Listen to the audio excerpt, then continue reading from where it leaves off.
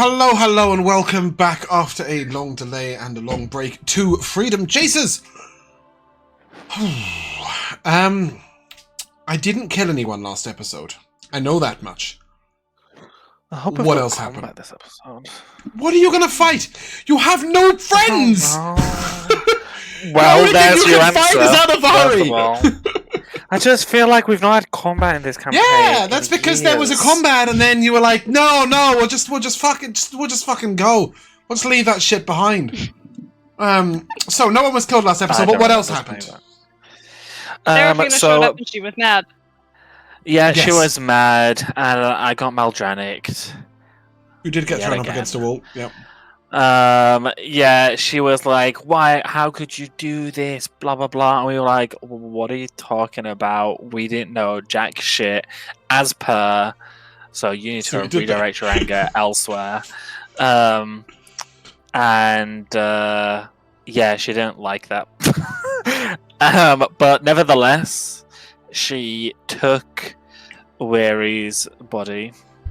And she said, "I shall be back. Look to me at the first light, the east." She said, "No such thing." Days. She said, "I need 10 days because you put an anti-magic potion on him." And then see you squeeze you. And then I believe Dinari being so racked with guilt. Yeah, okay. Let's roll it back. Where did you go from there? Because you didn't go anywhere without Dinari. Anyone? So you guys felt that you needed to go to Durban, and that would be something you needed. But she basically said that the devil Barathan, his influence is there in that city. She couldn't help you with it, but somebody else could. And you went to visit a dude. Which dude did you visit? Nor. You did. You visited Nor. After Mr. Mubbles. Oh, yeah, you did visit Mr. Mubbles on the way, looking for Nor. Yeah, we did. Yeah. He was chilling, he was quite happy, Mr. Mubbles. He's, nobody's throwing forks at him, he's over the moon, really. Anyway, then you went to Nor. What did Nor have to say for himself? Glad it resonated so closely with all of you. I wasn't there, what are you talking about? Well, okay, sure. In that sense, you were very attentive. I remember how it ended up was that he was going to come with us, but I don't really remember. That's pretty much it, right? He said he would come with you and ensure that help us deal with the devil. That you didn't get murdered by a devil. Meet him at the tree outside of town. Yeah. He said he'd meet you at the tree at dawn in the east. All of that stuff. Yeah. Basically, he's going to fly there because he didn't want to leave Ben too long. And he also sort of mentioned to you that Durban is somewhere where Barathan has been, doing lots of stuff. So you guys were like, "Oh, okay, cool. We'll leave in whatever it was, 4 days, I think." And then someone pulled a fast one.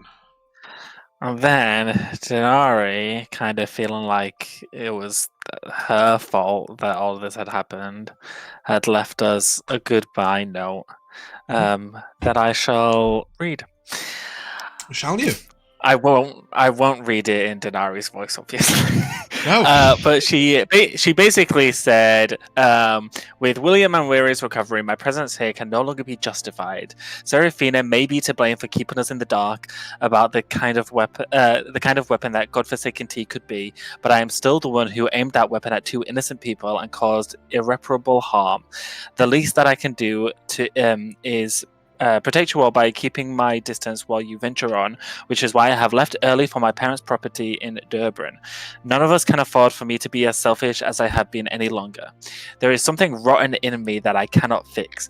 It took me leaving Durban to finally see that the best thing I can do is to keep that rot as far away from those it could harm as I can. You all did the heroic thing, giving an aimless tiefling a chance, but it's time we cut our losses before any of you get hurt again.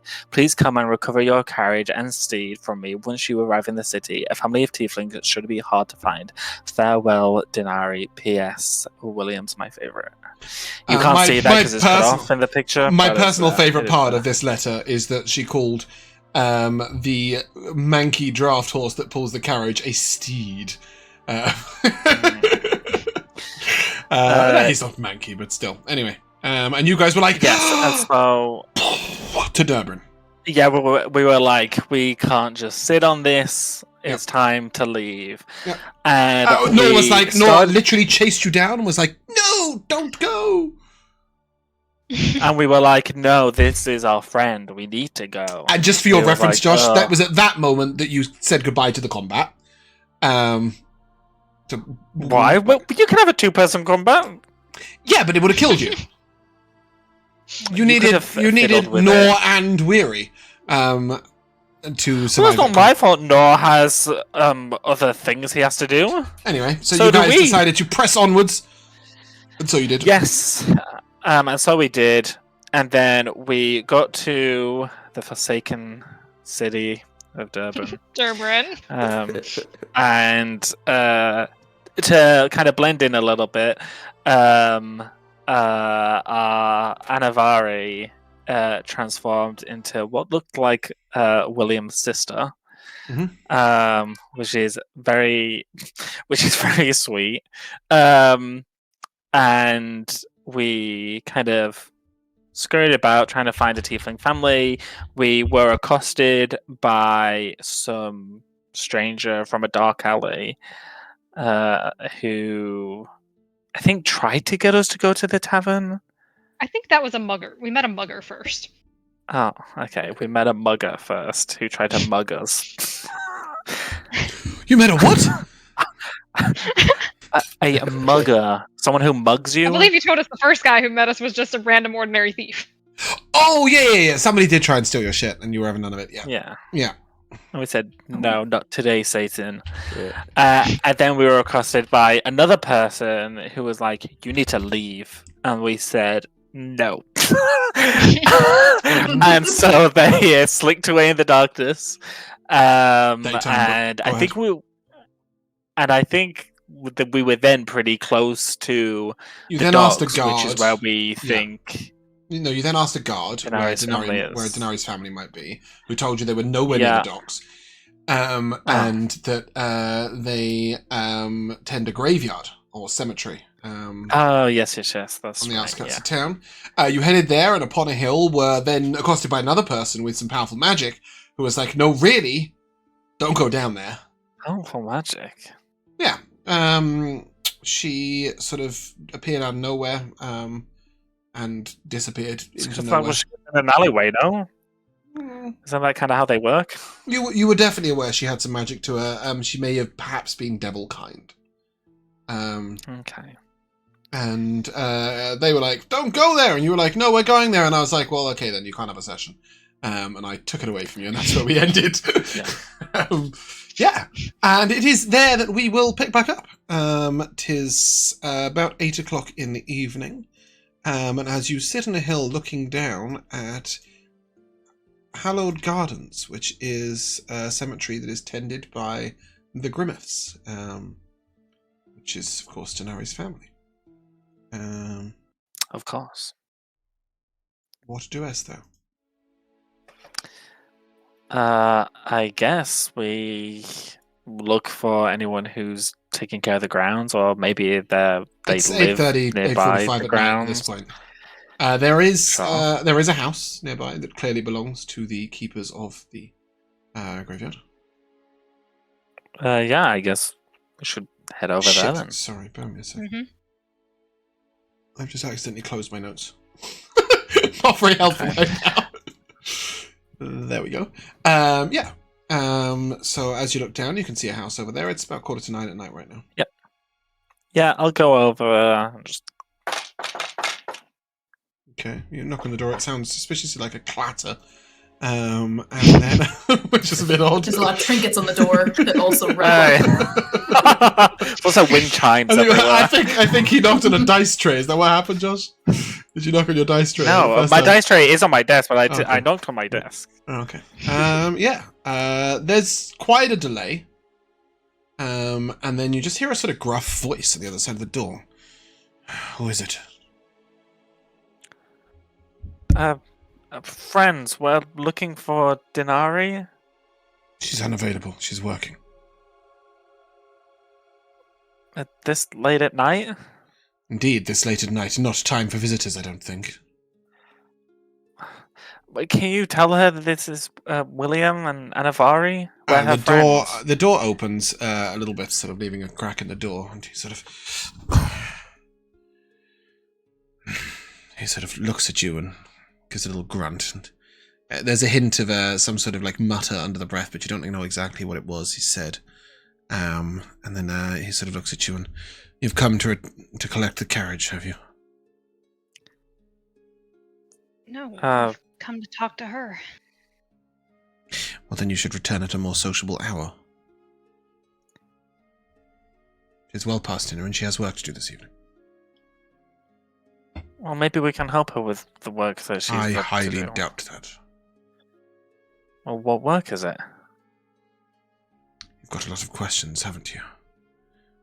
You were travelling with my daughter for some time and you don't know what work she does? Has she never told us? Perhaps then her judgment is better than I thought.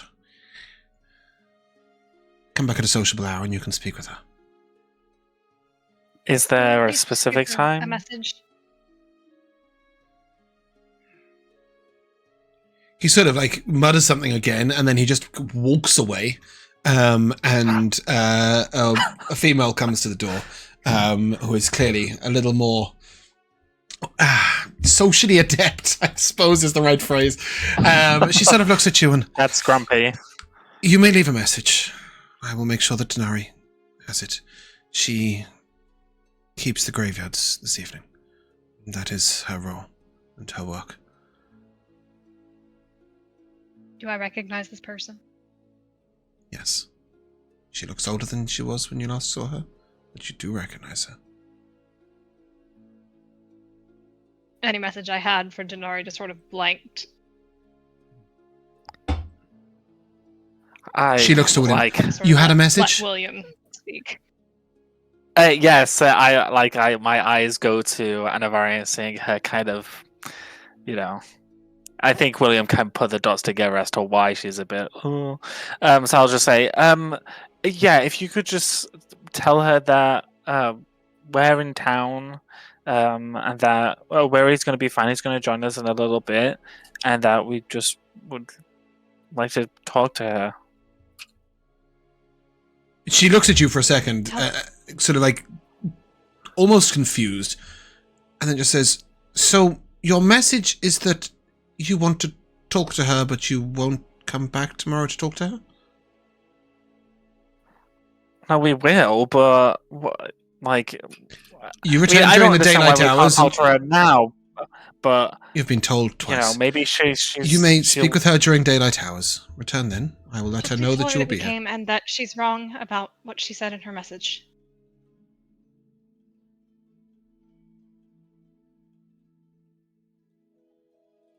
You see her sort of Please. almost swallow. Like, there's a moment where you say she's wrong about what she said in her message, and you just hear her very quietly say, well, she's making a habit of that then. I'm sorry? Come back tomorrow. I'll let her know. Thank you. The door shuts quite firmly. I turn to Anivari. Jeez. What a grumpy mum and dad. We don't know what she told them. I suppose. Although, if Dinari is tending to the grounds tonight, maybe we could wait around for her to come out.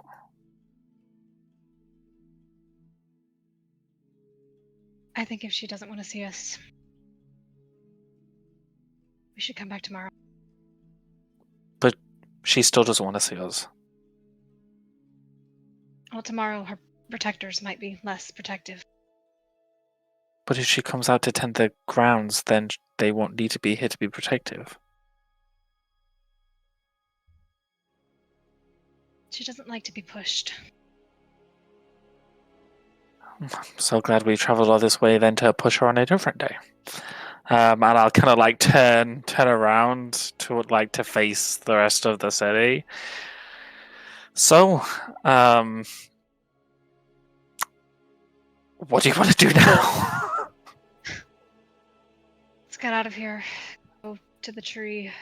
Maybe north. You've set up the cottage on the lower part of the hill, where the tree stood, if you remember. So you can return to there. Go back to the cottage.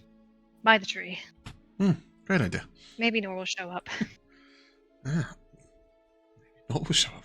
What a thought. Maybe he'll show up with that combat. Unlikely. Okay. All right. I'll lead us through the town. Give me I'll a try and perception lead check, us please. in perception. Okay. I'd like to try Both of you, and please, take sorry, us. I'd like to try and take us a route that's the furthest from where I was residing. Just on the off chance, Mother or anyone. You wouldn't go anywhere she near knows where the upper parts of town at all. Okay, wonderful, great. Perception, nat 20 for a 22. Nice, Lauren. Nat 1 for a 0. Anivari, Nice. focus! Look over there. I'm very distracted right now, okay? William, as you lead, you do a couple of times as you head around the corner, just sense somebody behind you, a little way back. A couple of times, just as you go around the corner, as you go around one corner, they sort of come around the next, and you just catch a glimpse of that, where they're just trying to keep an eye on you.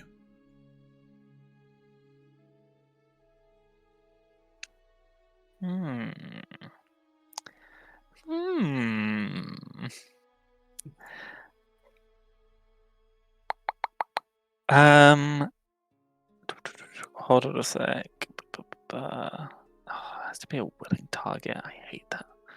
Range.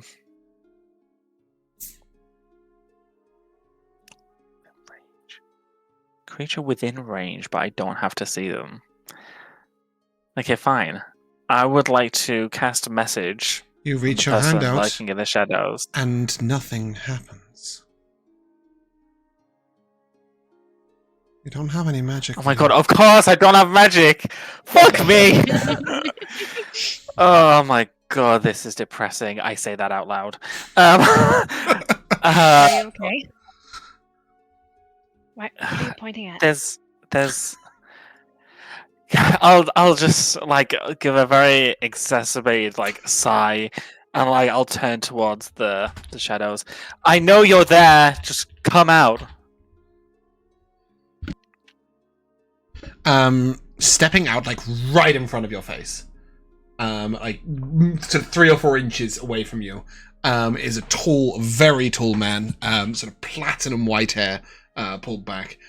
You see he has a long, sort of very long sword in his back, almost like a katana of sorts, and he wears these sort of loose cotton pants, and he just gives you a nice little gentle smile. And very well.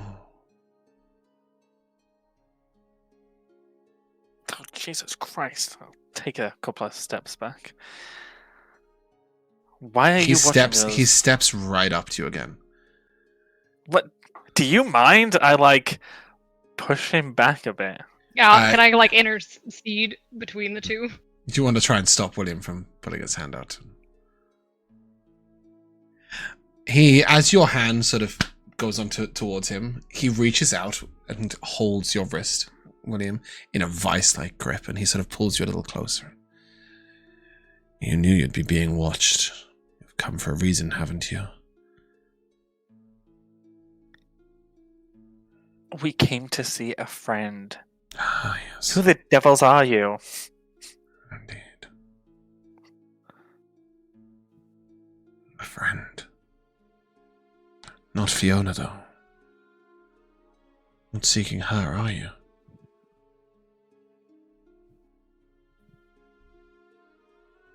Let him go.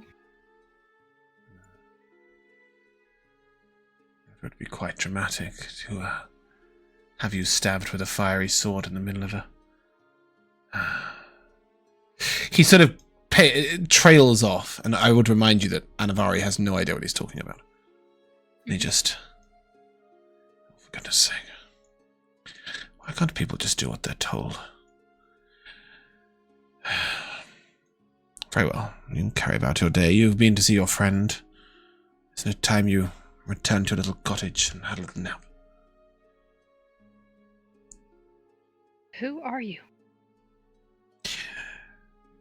My name is Damos. I could be a friend in better times. I am not a friend right now. Clearly.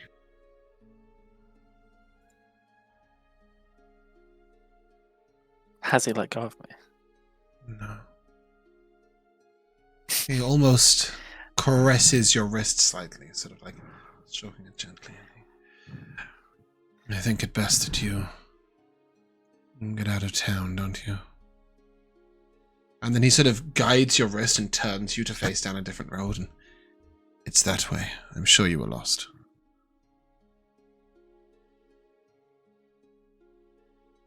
Is he still holding on to me? No, he sort of pushes you in that direction a little bit. Okay, I'll turn back around. We were literally leaving. What was the point of this?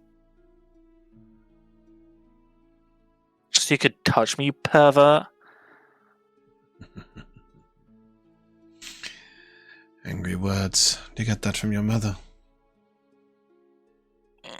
You see all the color in William's face drain at these words.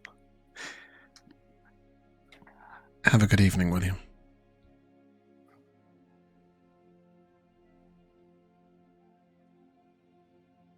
And then he sort of does this moment where he turns, and then you sense like there's somebody watching you, and as you look up, he's on a building a little way behind you. Let's.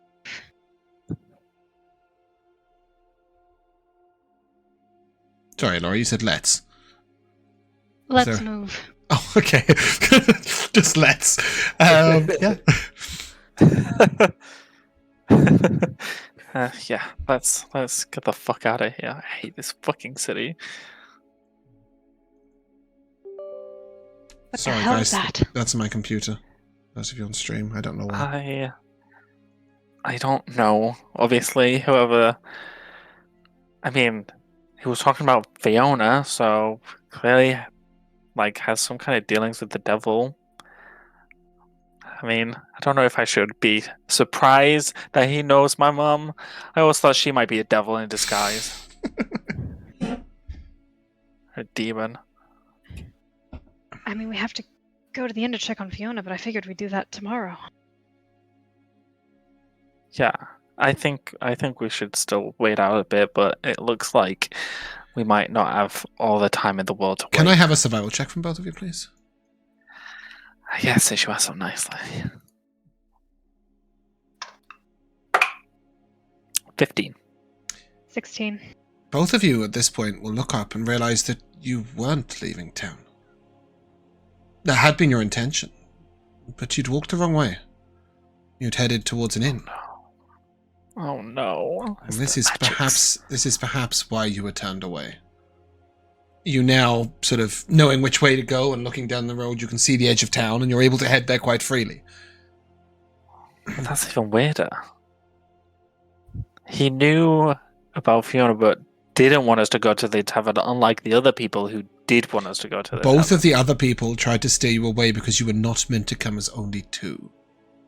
Ah, okay. Then forget what I just said. Cool. You guys head out of town?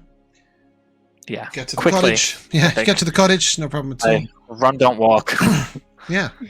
It's quite late. You guys can grab some food in the cottage. Take your rest. Is there anything else you guys want to do?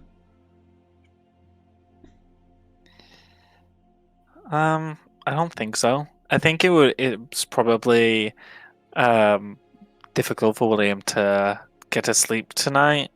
Not only like being close to this city, but also like knowing that someone's out there watching him who has some kind of acquaintance or relationship or whatever you want to call it with his mom. The fact that his mom might know that he's there is like, yeah, I think it's a hard night for William to try and get some rest. Yeah. And then when you finally do rest, it's about 3 o'clock in the morning, William, when you have a strange dream. You are moving through the city of Durban, and a shadow is a little way ahead of you. You're following, but you can't quite catch up, and then suddenly that shadow turns to you and grabs your hand. And as you grab its hand, it almost seeps into you. And you wake up. And as you look up, you see, over the foot of your bed, a large shadowed figure. Yay. You reach out your hand, it's black to the elbow. Yay. My magic.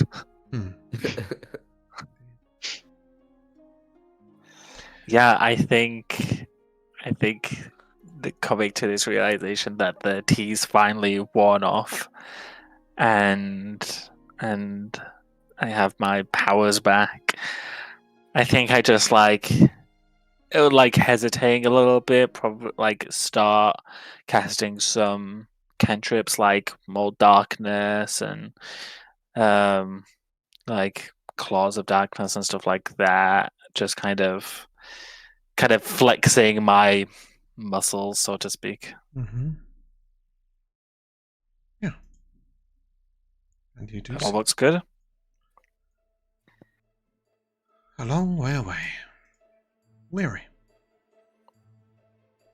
There have been days of silence. Days and days of silence. You have felt nothing, not the passing of time.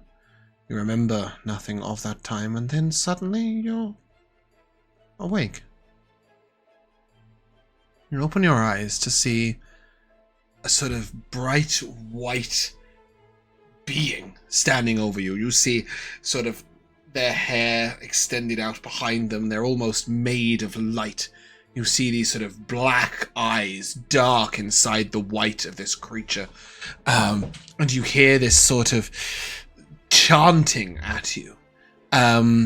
You feel sort of every hair on your face and head stand on end.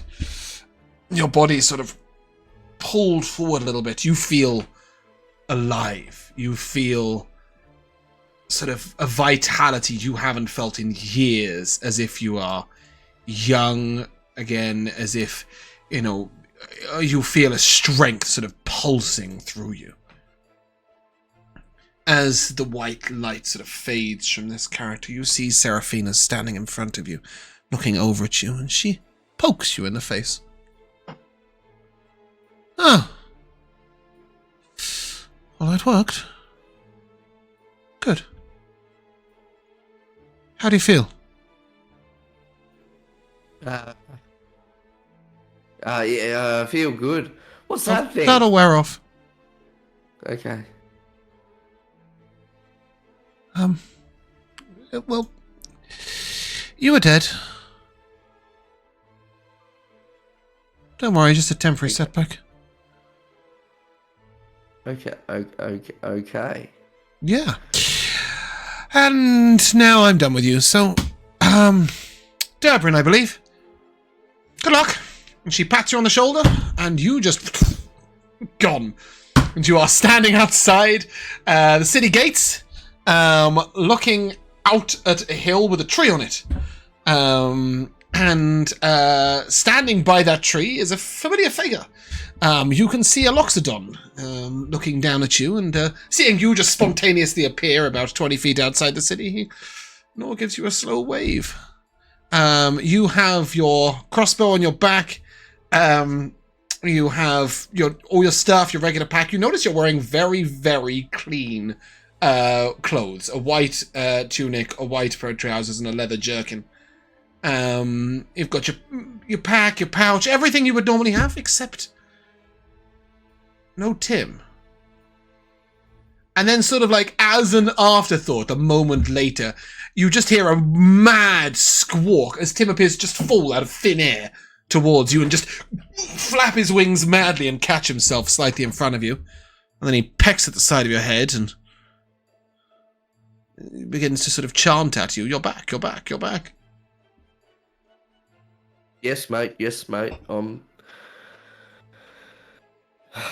back. Whatever that means. Fish? Just a moment. He caws at you and goes circling up ahead. You're a big boy, mate.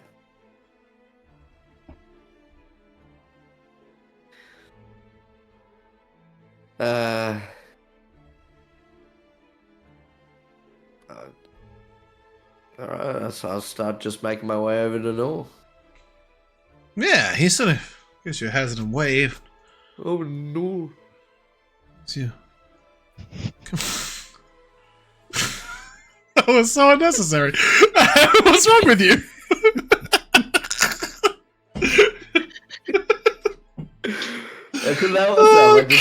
Sort of coconut. That was freaking brilliant. It was like, well, I have to do that.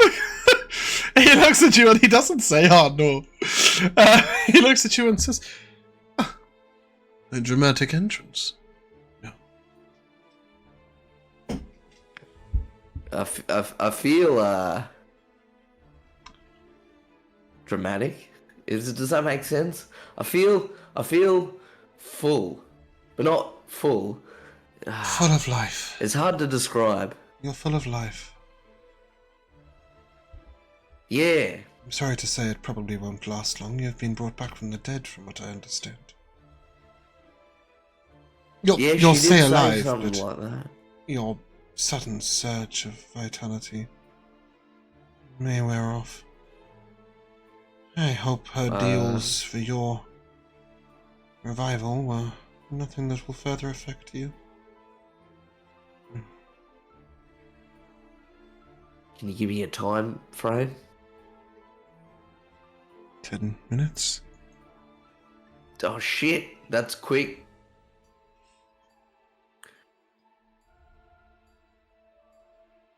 I was hoping it'll last like a week or something, or a 10-day. You know what I mean? But 10 minutes is a lot shorter.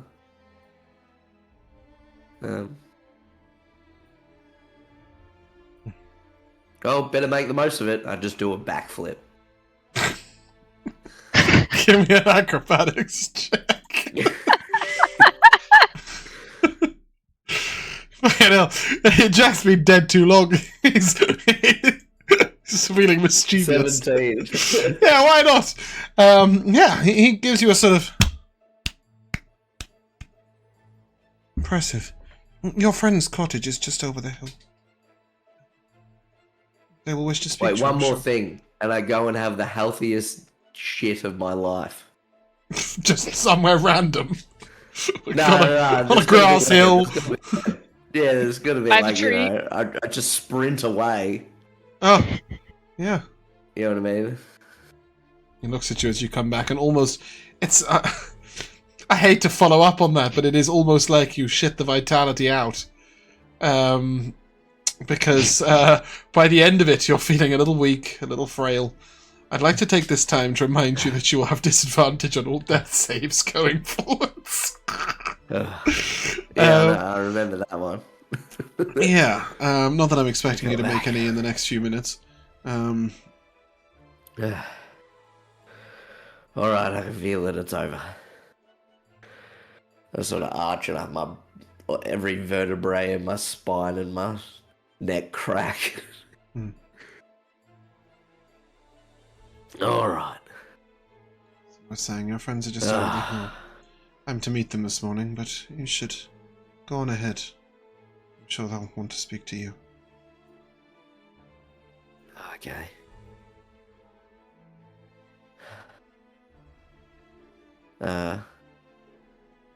Thanks. No. You know, just for being you. I imagine you're here because they asked you to or something. You should speak to your friends. Alright, I'll leave you alone. You can tell he's not The cottage. being evasive, he just doesn't want to tell you things himself. He wants you to hear it from your friends. Yeah. You head over the hill a little bit, and I do. you see the cottage. I And make for the first time, it probably actually is in the place that the picture displays it being. Oh, It's on a nice little grassy hill. Oh, what did you kill off? Josh? That can't be good. I just got kicked out. Oh, bye. Kick yourself back in. all right. Okay, cool. Yeah. You see the cottage behind you. There's a couple of lights on. It's about 8:30 in the morning. 2nd of Emberfall. Now, to me, I'm just thinking, right? I sort of need confirmation. I think that everyone's in there, right? Oh, absolutely. There's no Yeah. reason for you to ever suspect anything otherwise. Yeah, There's a of reason why course, Nor right? didn't want to be the one who told you that.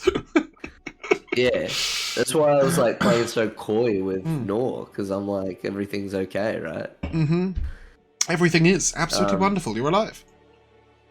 So I think I go up to the door and I think I go to knock and I hesitate for a moment because there is like I'm even though my wisdom's not that high, I feel like I'm wise enough to know that Oh, yeah. after You've got the Yeah, insight to you know know that what I there mean. was something odd about the way he said it, and like, yeah, Yeah, and so I think I hesitate for a moment, then I shake it off. I'm like, nah, so everything's all right. Now I knock at the door.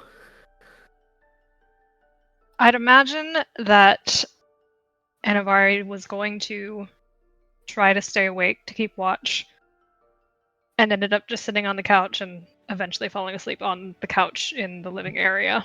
Okay. I don't William's know been whether or doing a not William victory has come dance down upstairs for the molding last 2.5 shadows. hours. So, no, you can go ahead, go to the door.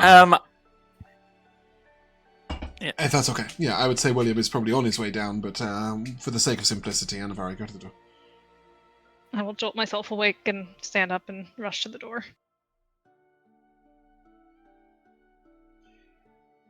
And we're going to flash away.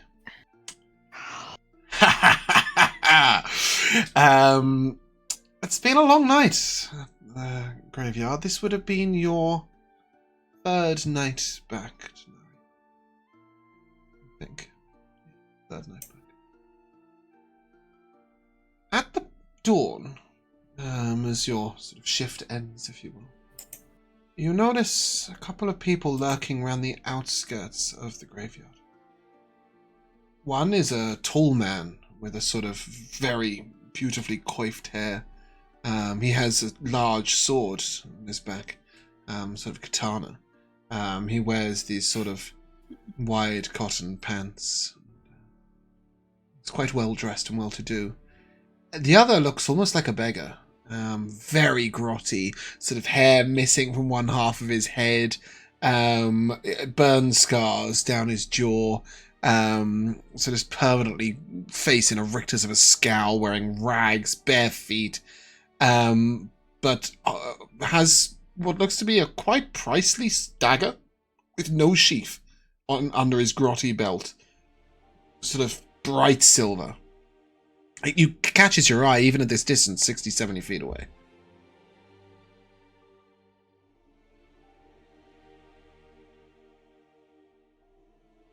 Sorry, was there not a third person?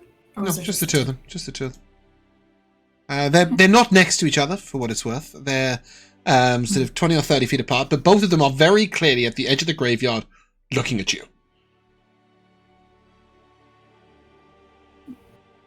I get.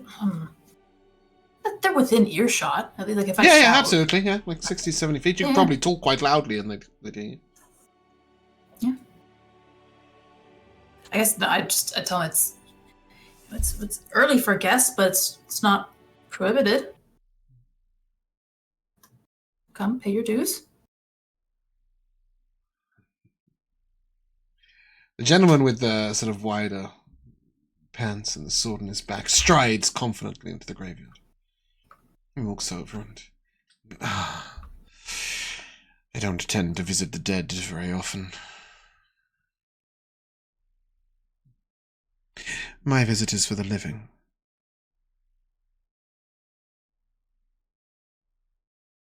What business do you have with me?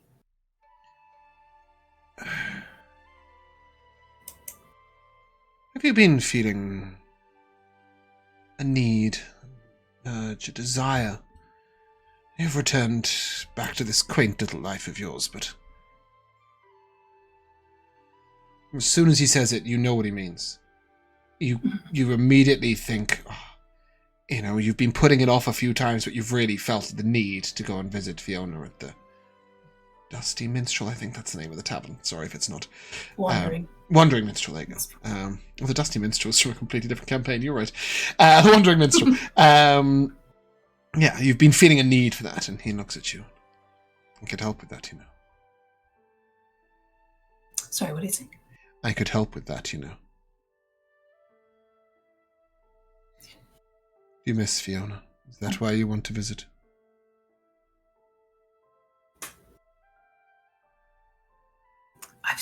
I'm gonna have to turn you up a little bit. I can't. Sorry, yeah, his voice is very quiet. He said, Okay. That's all right, I'll turn me up. Oh, yeah. There we go. He says, that's right. He said, do you miss Fiona? Is that why you want to see her?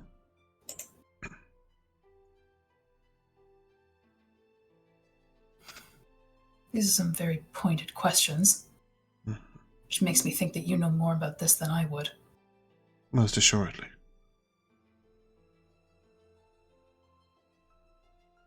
Then what's with the song and dance? You're not the type to make a deal with the devil.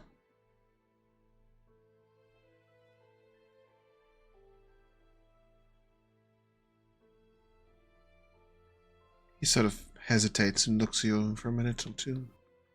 It's very, very long, drawn-out silence.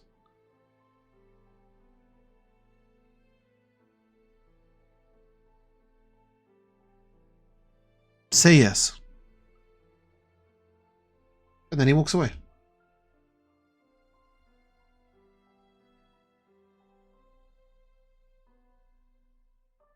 Where's that second guy? He's looking at you from the edge of the graveyard, sort of resting near the gate, just watching everything. He's got a bit of a weird twitch. He keeps sort of like... takes the fine dagger and begins picking at his teeth as he looks at you. It's back in his belt. As the man leaves the graveyard, Damas leaves the graveyard, this guy sort of... he comes over and... I'm here to visit a grave. But it ain't made yet.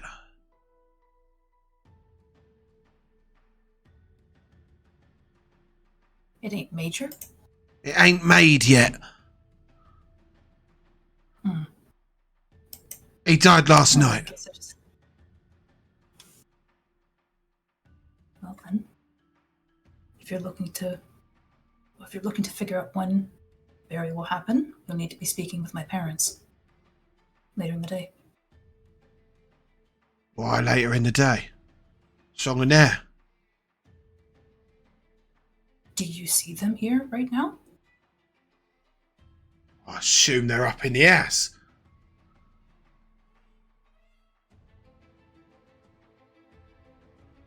Point of the matter is, you are too early. Better early than late, my mum says. I prefer you'd be on time. And as this is happening, I am also making a point to take out the tip of my axe, and I'm also, picking at my teeth at it. So when's a good time?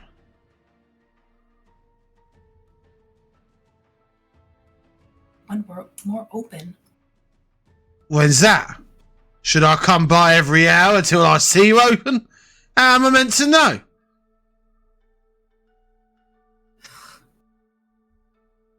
Just not now, maybe later. Honestly, I don't care. 10 minutes? As long as I don't see you in here. Look, when you see other people come out. And they look like they're willing to start So talking. they know when you open, but I don't. Oh, got it. Well, next time I see you, if you know where the grave is for Damas Niven, I'd be grateful. And he turns around. I don't know. Shoulders out, gives a little twitch. Yes, Jack. Well done. I'm glad you picked up on it. Josh, did you pick up on it? You were giving a blank stare. Did you know? He said. What? Okay. So the guy who was shuffling out said when he comes back next time, he's looking for the grave of Damas Niven. That's the guy that died last night. I don't know if you missed it, but the guy who was so holding your hand and being such a dick also introduced himself as Damas. No. Okay, cool. So just in case anyone else missed it, there it is. I believe Anivari was answering the door. Oh, thank God. I'll grab Weary and just pull him inside. Oh. Right. How are you? Okay? How do you feel? Sorry. Sit down. All right. Yeah. No, I'm good. Excuse me. Yeah. William? I'm all right. William is Good to see you, sort of too. just at the top of the stairs. You can come straight down. Yeah, I kind of come running down and kind of not seeing, because I like just thinking that Anivari's here. I just kind of run down the stairs. My magic's back, and I cast darkness in the room. Thanks.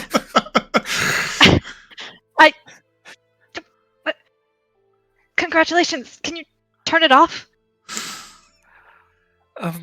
I mean, I guess, and I kind of like hold up my hands, and the magical darkness kind of seeps back into William's hands, and then as it clears, very. Yeah, mate. Hello. Your magic went? Are you fully healed?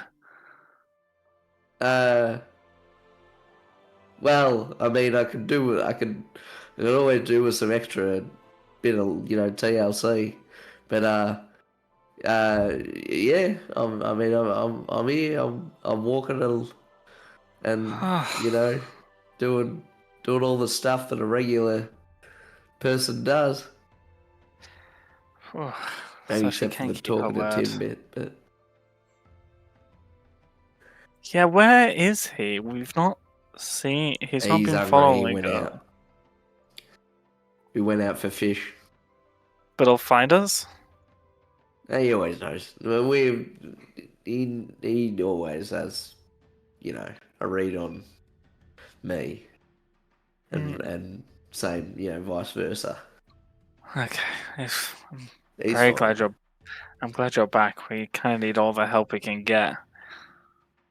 Where's Dinari? So that's the help we can get. That's where it comes in. That was not good English in this life. That's where the help we need is required. Ding ding. Hands you a note. I hand the note. It seems I that kind of need a C to read it, mate.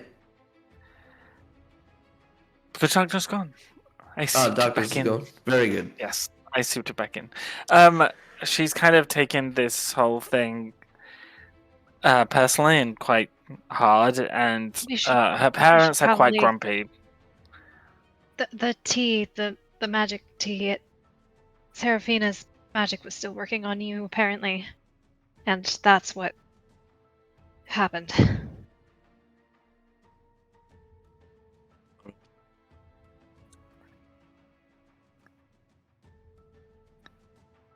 There's something rotten in me I cannot fix. Yeah, What does she mean? We don't know either. We couldn't talk to her last night because I'm guessing mom and dad, they don't like late night calls, apparently. If I had a think child, she- I wouldn't like late night calls for them either. I've got to She's like an press up to adult. my face because I've got bad vision. Someone get this man half moon glasses. I think she blames herself for what happened. We didn't know. I don't blame her at all, of course, but Of course. I can see why she thinks that. You can. Yeah. She's the one that gave it to us. She's the one who the Seraphina, gave the tea to. I can Well, sure, but we understand. took it willingly and not knowingly, but you know what I mean. I know what you mean, but I can just see where she's coming from with this one, mate.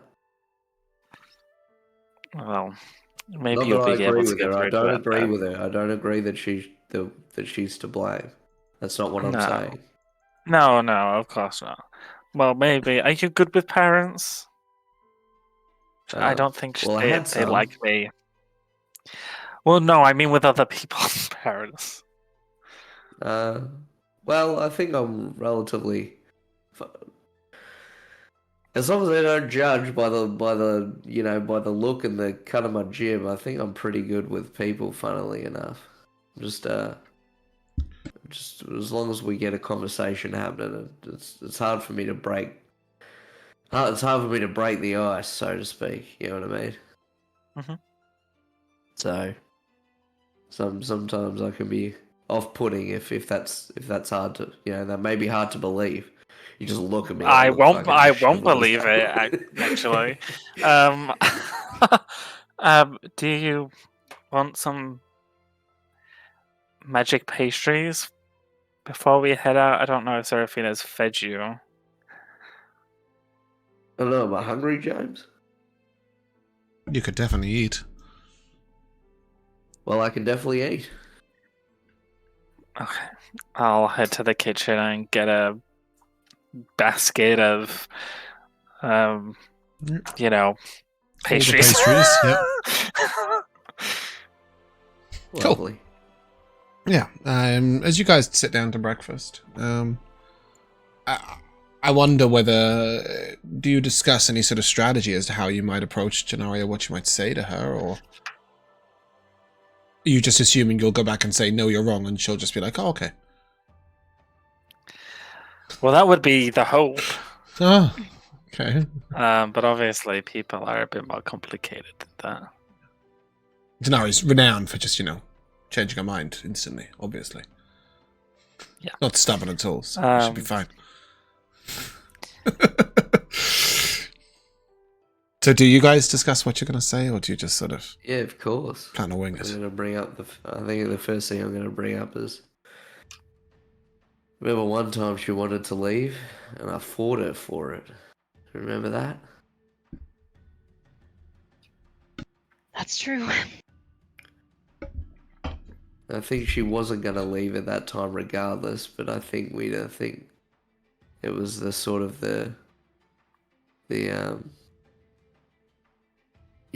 just that extra bit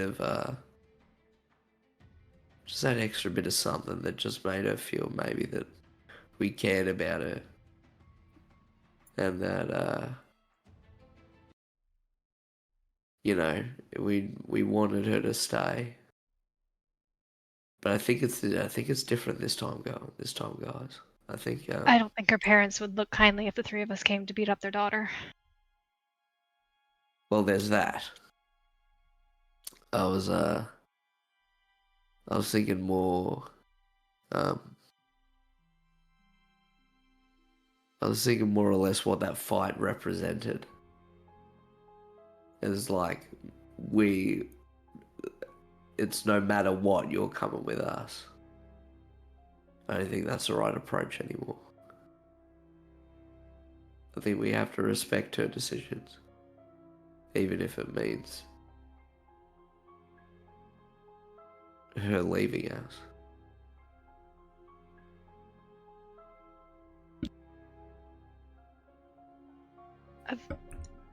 I don't want to force her to come with us, but I don't want her believing that there's something rotten inside her. Maybe that's what Just we because focus on. Just because she made a mistake. We all made a mistake. We didn't know. Yeah, that's a good way to approach. So we say, we say something like, now, well, we're not going to change the outcome. If you want to leave this this group because you're frightened of getting people hurt, that's your decision. But we're here to help you through a tough time and to help this self-image of you seeing yourself as rotten on the inside and what that means. Because, guys, to be all honest, we all spilled our guts for each other, but Dinari's always been closed off from the rest of us. I think it's time. We spill her Get to guts? know her a bit more. No. You know what I mean. William, we didn't even know what she was working on. We've not asked questions. Usually these things just come out naturally. Yeah, but I don't think it's natural for her to come out with these things. So I think that's where the force has to come in. Maybe not. Force her to spill her guts. Easy on the force, but you know what I mean. You will tell us about yourself and all your hobbies. When there's a jar that's hard to open and you just got to bang it a couple of times on the table. No, I've never had to open a jar for myself. Oh my gosh. Well, la-dee-da. I don't think that came from William. Oh, good times. My new plan is to buy just a jar of peach preserves or something. Make William open it every day. Yeah.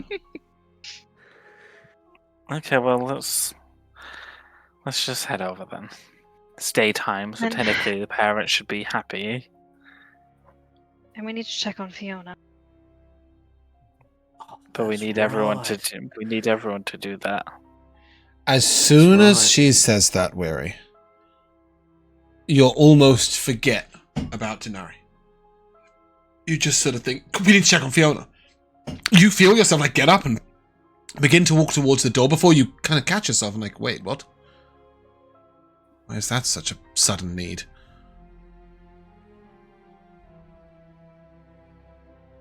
I need to check on Fiona. But, yeah.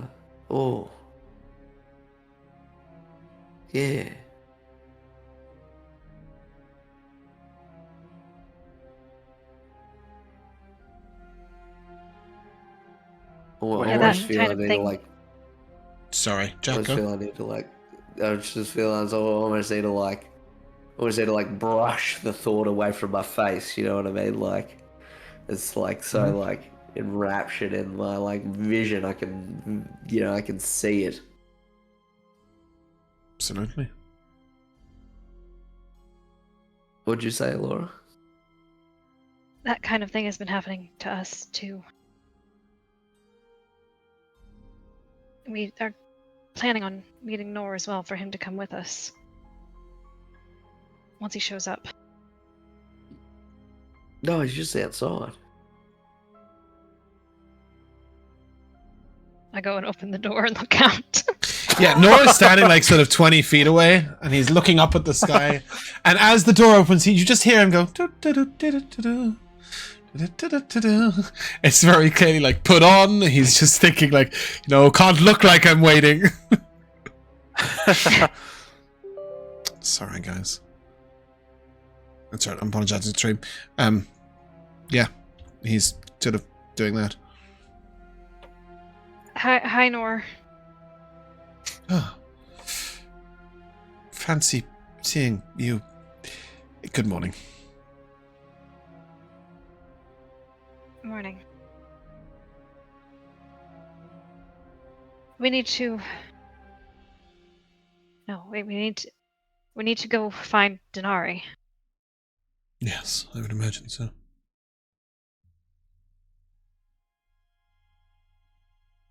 Do you wish me to accompany you for that? Perhaps at least to the to nearby where she will be. I think that's probably a good idea. Because There I is dark very magic nearly said surrounding you. Fiona. Hmm. Who is Fiona? That You sort of you get the impression he's asking for a reason, like he does know who she is. Fiona's the noble who left Norvina. And why do you want to check on her, Anivari? We were paid to find her. Good, good. That is true. We should get to Nari. Right. You see him stop for a moment and like almost steady himself. He sort of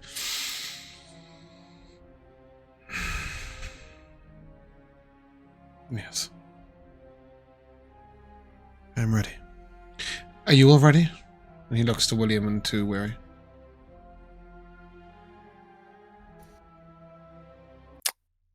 Yeah. Okay. Yeah, mate. You guys head over to the graveyard. As you arrive, you see a man sort of standing around outside. Sort of half his face burnt away. His hair sort of missing on one side. He's wearing rags. His teeth are a mess. You going to the graveyard? Yeah? Perhaps. Yeah. Oh, good. That means it's open. I'll go in the graveyard too. And he begins to walk in. Actually, just in front of you. It's personal business, not business. My best friend died. It's pretty personal, don't you think?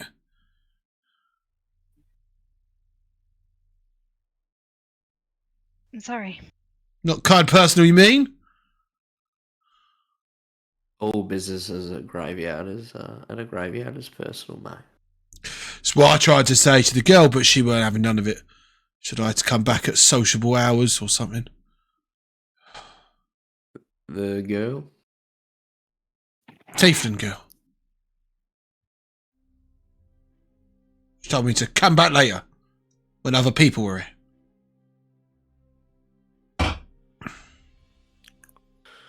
Well, I guess we're other people. So I thought, yeah. With that, I guess you're with us. He confidently strides into the graveyard. He's well ahead of you. So goes over, twitches a couple of times, knocks on the door quite hard.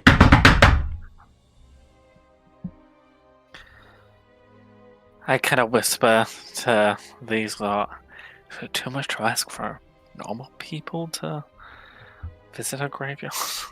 You see the gentleman who opened the door to you last night open the door and then sort of, "Can I help you?" Says something quietly, and man, so yeah, my friend died last night. I'm here to talk about the body. Right. And you see, like, he's gestured away from the house and towards the sort of, whatever the fuck you call that building. It's not a church. What do you call the... Yeah, that's the word. I'm sure. Mausoleum's the word I was looking for. Yeah. The place where the bodies are dealt with as opposed to the house. Yeah, and you see Dinari's father sort of head over there. And shut the door behind him.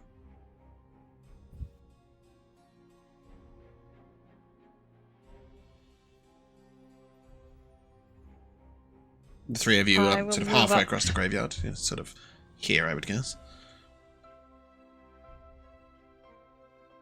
Shall we?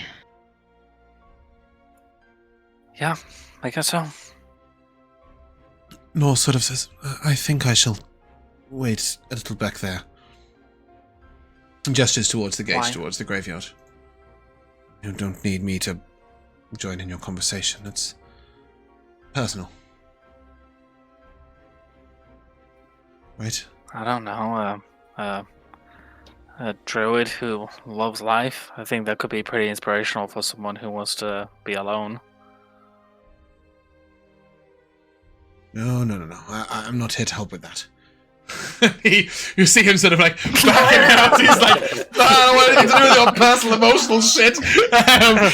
I'll wait just there. He points towards the gate and then goes and rests on it. You will note as he walks away that he starts flowering all of the flowers that are wilted away or are, on all the graves. Cute. Yeah. Heading up to the door. I will reach up and knock on the door. Okay. You head on over. And, there's a little delay, and then the door opens. Oh. Yes. This is a far more sociable hour. Dinari!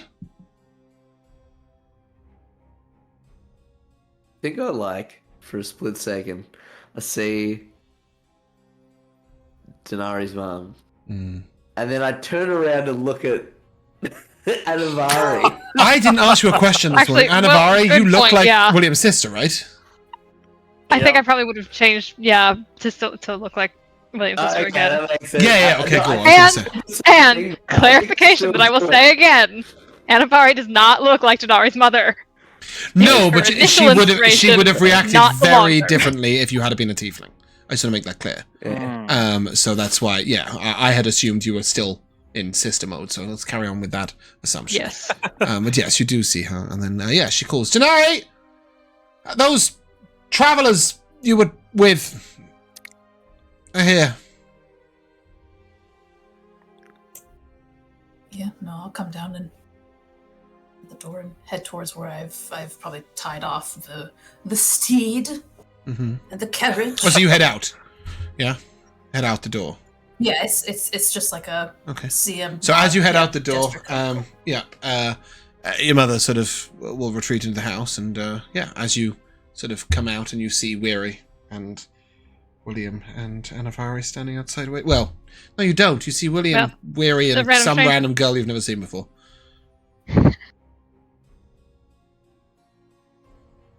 I'll give a pointed look to this new lady. Just go. Is it you? I didn't want to attract undue attention. Smart. Okay. Well, steed and carriage are over there, so come with me. He's kind of looking a little worse for wear. Don't be mad at me. He's I don't really know how to take care of horses, and I kind of worked him a bit hard to get to Durban, but it's nothing that you should be able to fix yourself. Carriage is still in good standing. It's not no need for repairs or anything. It's yours. Probably still hitch it up to this horse and go on your days and use it for storage and whatever. I should ramble on as long as you let her about the steed and everything. Yeah, that's good to hear that they're, doing well. And how are you?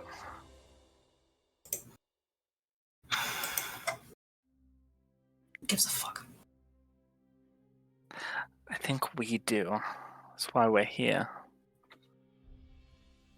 I told you to come here to get the horse. And if you thought we were gonna come here just for that, you're wrong.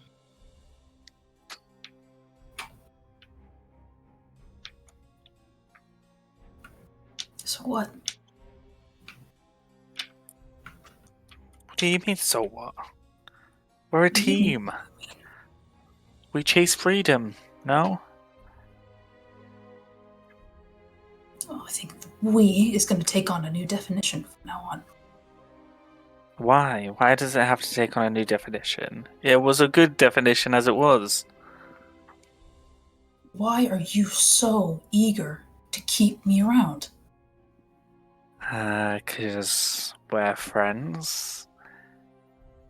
Like we're all friends. It wasn't a really friendly look that you gave me last week. You kept your lid on. After Seraphina she told you about everything that I knew about that stupid fucking tea. You kept your lid on, but you did it barely. And you shouldn't have to stifle your emotions like that. I didn't stifle anything. I wasn't angry. Well, sure, it would have been nice to know that it lasted 10 days. But I get that in the rush of everything that was happening, none of us were really thinking clearly. We just wanted to fix the magic problem. I didn't stifle anything. If you ever want to know how I'm feeling, just ask. You don't need to assume and think of concoctions yourself and let them run wild. Not just letting things run wild. Even if we look at that whole situation objectively, right? I'm meant to keep people safe. You do keep us safe. I don't keep you safe. I carried the weight of half of this group's corpses.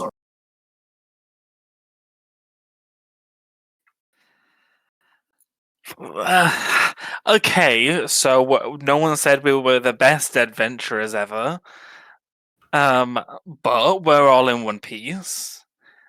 We're still surviving together. And you're a piece of that. You're a piece of that puzzle, you know? I'm also If you'll let me, if you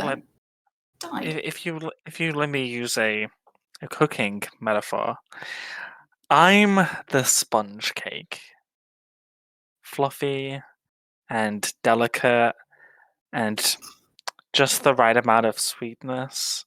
And then you've got the messy whipped cream of Weary that just kind of sloshes everywhere, but he knows where to be. And then you've got the raspberry jam that is Anivari, the sweetness and the bitterness, the kind of like hints at her, assassination schoolyard past. And then you're the powdered sugar that goes on top, It all just comes together. What have you said? Honestly, no, she's the powdered sugar. The whole metaphor was beautifully catastrophic. I'm the salt you accidentally add instead of the sugar. William was definitely getting a weird tilted head look. Everyone just like following this. Look, Right. this is It's not though. no. This is what you are. That you accidentally replace with the sugar, because then it's the most memorable cake that you've ever had at a family dinner, and people talk about it for generations. No, we're the Victorian sponge.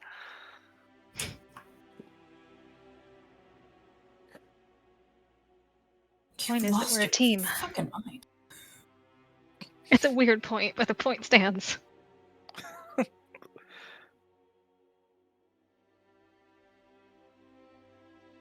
You can still have a team. You just don't have to bend over backwards to keep finding reasons why I need to be part of this team. Why should any of us be part of this team? I went into battle and I fall over. Yeah, we should really do something about that at some point. Right as I saw James's clip of the cake falling over. That's all I saw. Oh, I need to focus. I'm sorry. Just took us a long way left. Yeah. Let's bring it slowly round to the right with another distraction. Thank you. Because as you guys are sort of having this conversation, weirdly just next to a carriage and horse, in the grass area. You do hear a fairly heated discussion on its way from the mausoleum to the house, and then back from the house to the mausoleum.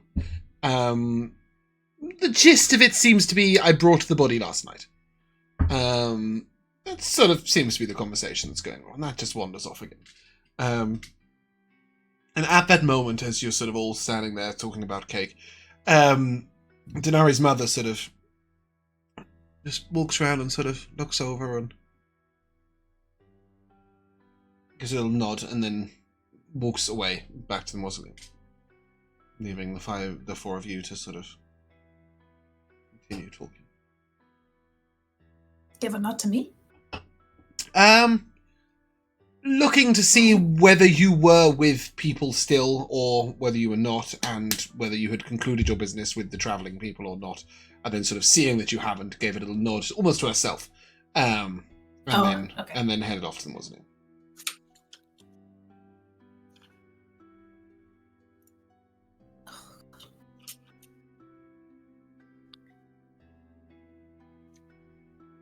So, maybe we should shift the conversation slightly.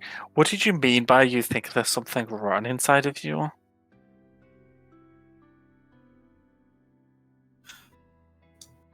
Look, it's hard to explain when you don't live it. And I know do at some degree with your sorcery and everything, but some people,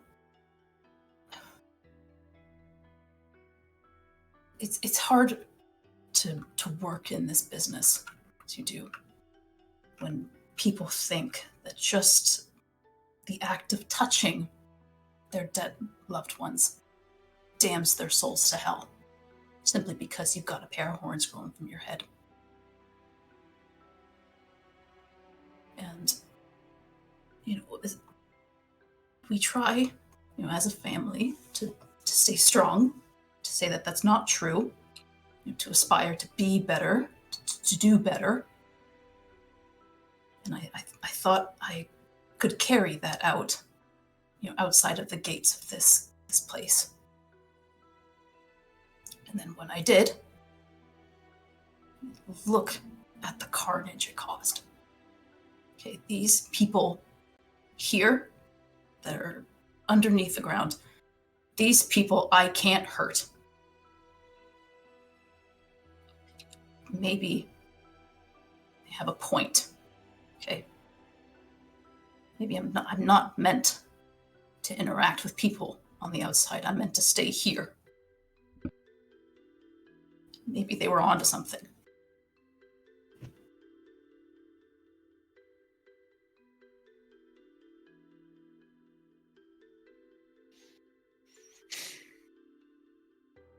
Let's take a bit of a walk around the cemetery, Dinari. How about that? You up for that? Sure. Just to clarify, do you mean as a 4 weary or as a 2? I mean as a 4, but I mean for the other 2 to hang back a bit for this one. But I look at you guys and I give you a little nod and I give you like a follow. But Mm-hmm. As you guys begin to circle around the outside of the cemetery, seeing you coming, Nor begins to circle, sort of, just to keep his distance. Occasionally, sort of, looking around like a game of keep away with him. He doesn't really know what to do with himself. And then eventually you just see him huff and then just turn into a bird and fly into a tree and just sit in there. As me and Anivari hold back, I'll just whisper over, have you tried Victorian Sponge? It's really nice. Great. Just to clarify, are we happy to run through for another 45 or do we need to take a couple of minutes? If I can have 30 seconds. Cool. Okay, we'll take a very short break before we continue that conversation. Be right back. Hello, and welcome back to the second half of Freedom Chasers. We chase freedom, new slogan from Josh. As Weary and Dinari head round the cemetery, trailed slightly behind by Cake discussing Anivari and William, while Nora's a bird in a tree. Weary, I think you had something to say. Put you on point, sorry. So, tell me about your parents. What do you mean? What are their names? What are they like? Well, you saw my mother, Navira. Yeah. She's the one who she taught me, I guess, what I know when it comes to weaponry and fighting. That's pretty cool. Was she an adventurer back in her day or something?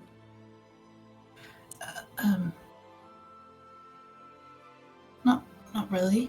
It's more of a conscripted soldier for a time. Oh, okay. What about your dad? Did you see him? No, I don't think I saw him. Oh wait, no, I might have had a bit of a squiz as he was walking back with the curmudgeonous, bloke. Yeah, he's the one who kind of started this family practice when it comes to funerals and cemeteries and maintaining the dead. And this is your trade as well, then? Yeah, it's been ours That's for where we got generations. that. Yeah, so that's where we got that glimpse of you doing it when we found that maybe it was a pirate, I believe. Oh, the washed up body on the shore. Yeah. Yeah. You remember that? Yeah. Yeah. Yeah, it was nice. I think it was even though you know how I feel about, people like that, given my past, I think you did the right thing back then. I think it was a very nice thing to do. What do you think? So many things that I know how to do. I couldn't really do much else other than that. I'm just trying to apply what I know to the world. Yeah. Come to think about it, I don't think I even know your last name. What's your last name, Dinari? We're the Grimmeths. The Grimmeths. Yeah.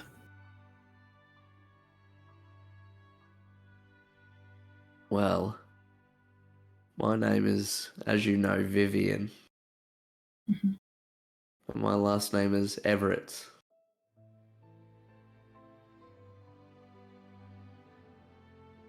Pleasure to meet you.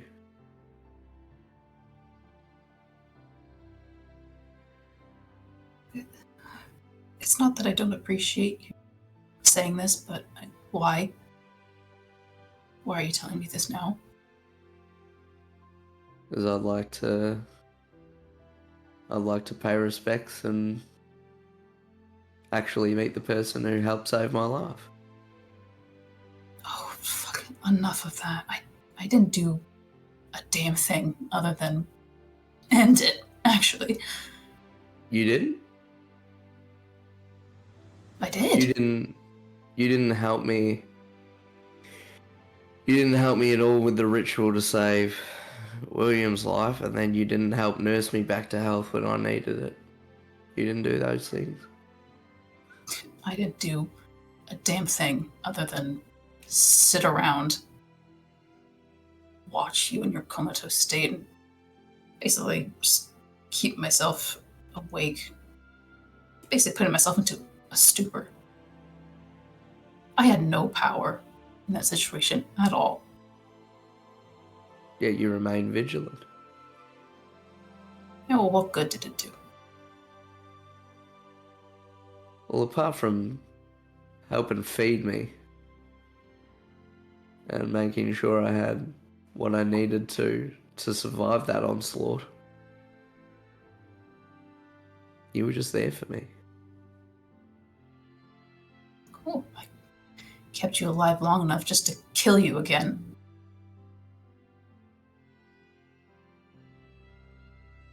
I think at this moment, I know this might be a bit unorthodox, and I say this above table. I think I go in for a hug.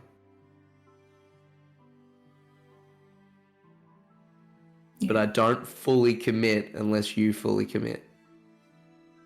What's fully commit look like? I go to start a hug, and then if you push me away... So do you push me away as I slowly go to give you a hug? Yeah, absolutely not. As in, no hug? No, absolutely not. As in, I'm not pushing you away at all. Okay, well then I hug you. I rest my cheek against your cheek. And you feel the soft, white, whispery beard that I have. And it's warm to the touch.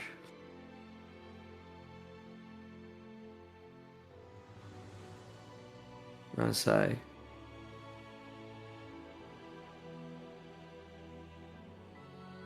I'm not here to convince you of anything.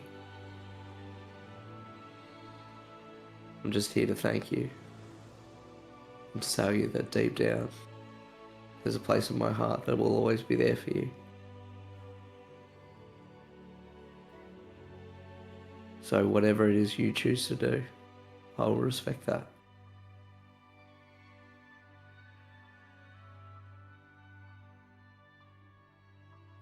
You guys are all fucking maniacs. So I'm saying this as I'm like squeezing in the hug a little bit more.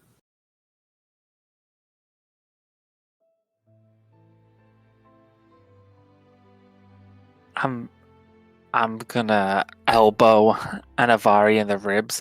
Now this is the moment, and I'm gonna catch up to them and begin a group hug. So I like wrap my arms around both of them.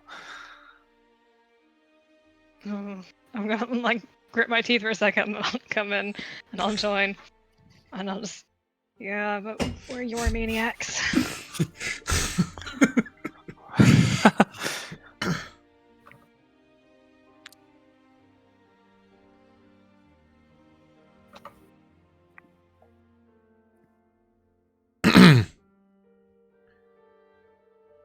Is that bird not? No, no. As you look over, you see a very expectant-looking mother with her arms folded inside the graveyard, looking over at you. I think with that, immediately it is like pushing everyone off and getting that distance. She sort of looks at you expectantly, like so you can see she's expecting you to go to her.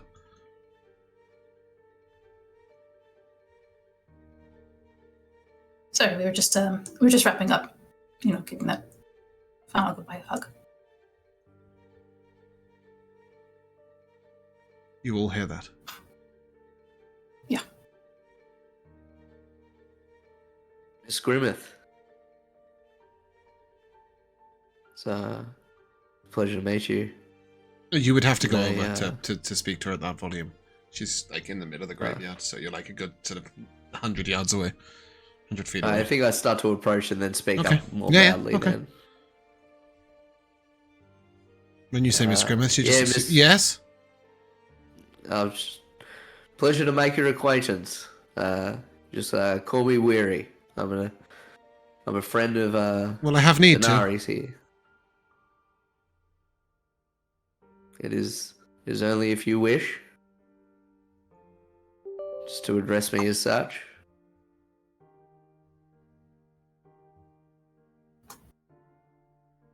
She looks at you. She says no.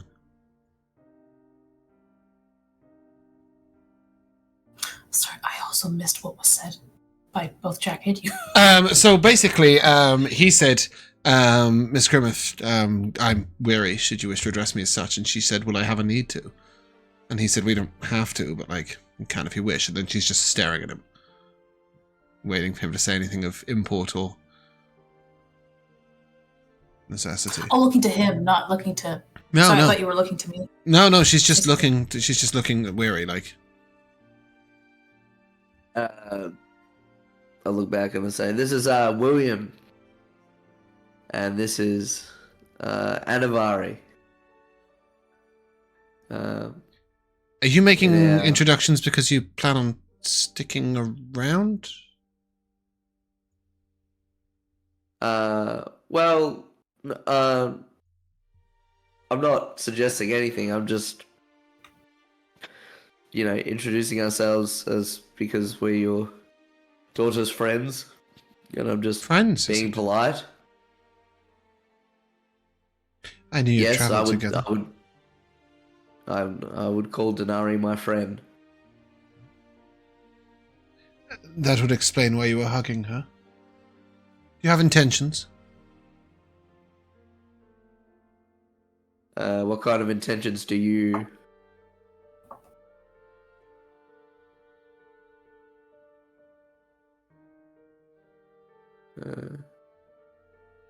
intentions is in...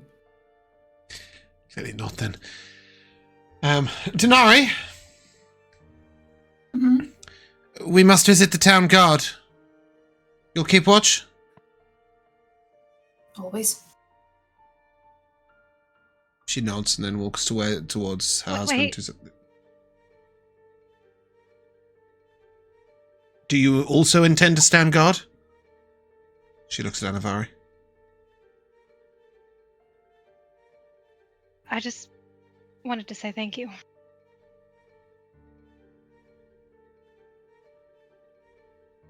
She looks at you, like, for what? I know you won't understand why, but you saved my life. So thank you.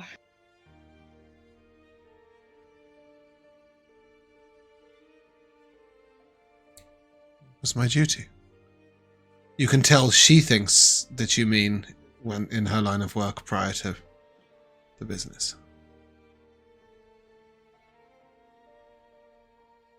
And then she immediately heads towards the gate where her husband is waiting.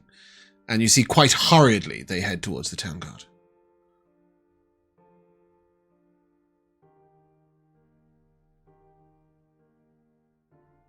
Leaving all of you standing a little awkwardly inside the graveyard now. Yeah, apart from the cold shoulders and that, are they normally that, like, running to get the town guard for something? Like, what's going on? Yeah, I was just going to ask if going to the town's guard would elicit any sort of, like, panic, because that doesn't sound like the only time they might have done that is there have been a break-in or a theft, maybe. Sometimes grave diggers come in at times and you might not catch them at the time or something like that. That might be a reason to go, but they wouldn't both go. For them both to go, yeah, there's a little level of panic, but there's also that sort of... I hesitate to speak for you because obviously they're a character that you know better than I do, but it's intended that you would know that if they wanted you to know the details, they would have told you the details. Well, yeah, would have told me the details if I wasn't also around a whole bunch of other people. Yes, exactly. Whether it was that was the main reason, exactly that. Clearly, there was an intention to not allow drama to exist to allow the drama to spill out to these strangers. Yeah. But yes, not normal.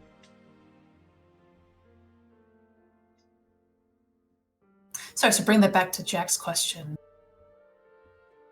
I just said, apart from the cold shoulder, is everything all right? Like, they just saw your parents sprint off. Oh, yeah, they're... Oh, no.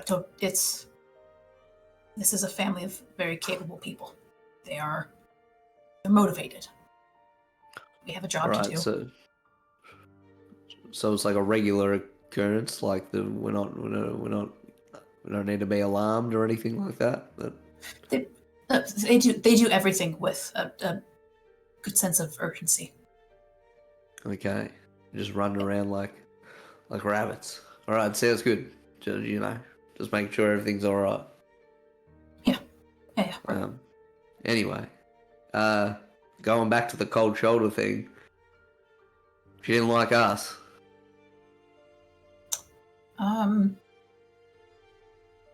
Do you think so? Well, what do you think? Well, we don't usually have the visitors who are here to not, pay respects to someone. At least, someone who's dead. Yeah, but there's, like not having visitors, and then there's like go away visitors. You know what I mean? Like as like a command, and I sort of got that vibe rather than the oh, we just don't have visitors regularly. You know what I mean? It was.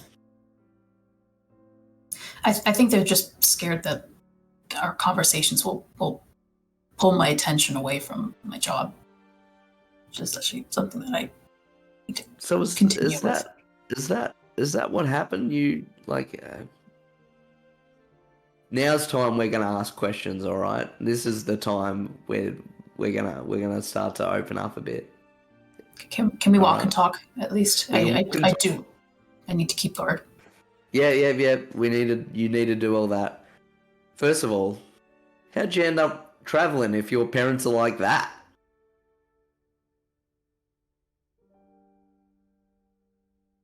I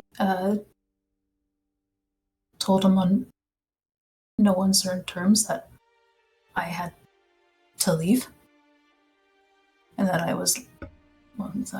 already left. When she says that, Anivari and William will remember her mother's comment about having a habit of being wrong in notes.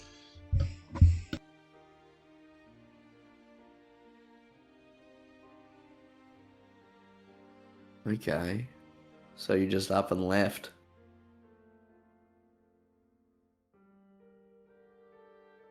Yeah. Okay. And do they like fully need your help? Well, I mean, yes and no. This place hasn't been run into the ground since I've been gone. No. The strain is felt in my absence. It's just the three of us. Okay. Do you regret leaving?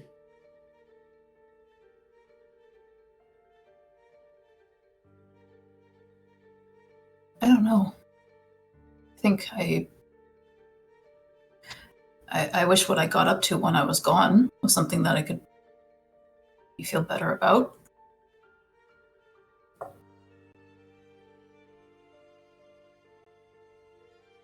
Do you think you'll regret coming back? In that regard, it really doesn't matter what I feel about it. Why not?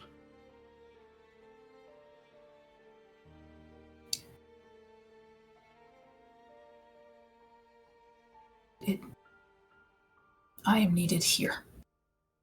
Here is where I gotta be. Here is where I'm expected to be. So I guess here is where I'm gonna stay. Responsibility. Duty. It does sound like you.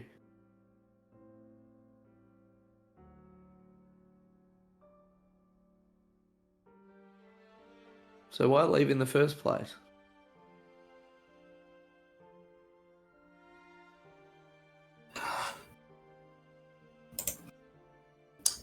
It's getting so much harder to keep answering.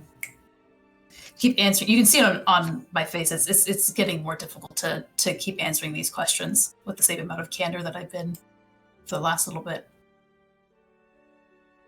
Maybe it's time to grow.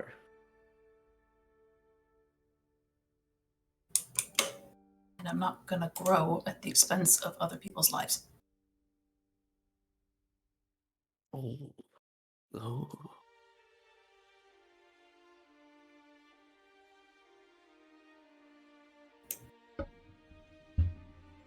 That's how we feel, okay. As I said, I'm not here to change your mind, Dinari.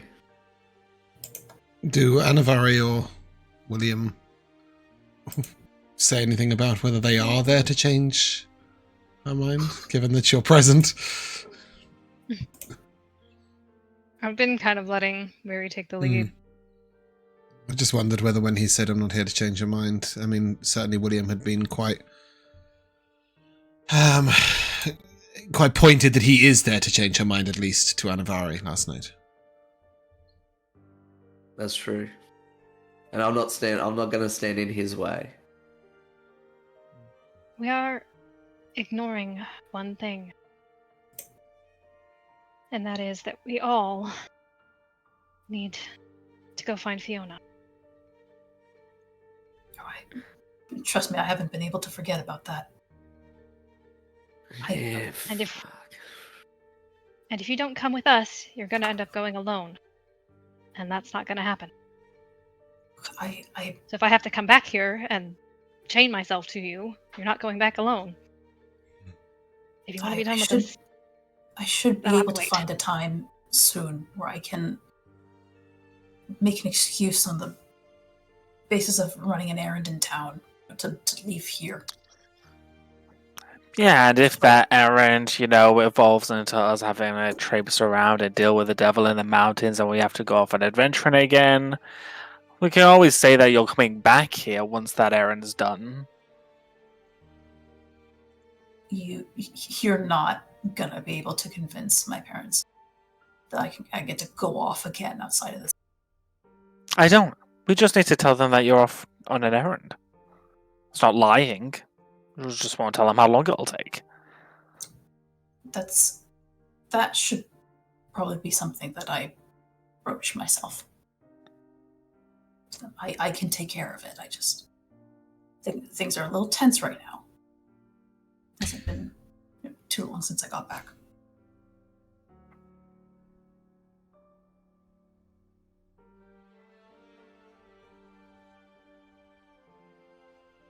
Curious as to why they don't respect your decisions. Well, I mean, you're a responsible person. You feel, you know what I mean? There's a sense of duty that you've been brought up with and such. And if you feel that you're needed elsewhere, they don't respect that decision. Sort of saying that as a statement and a question at the same time. Yeah.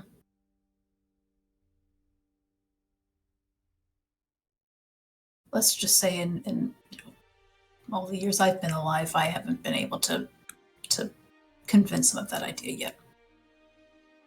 And I don't know if...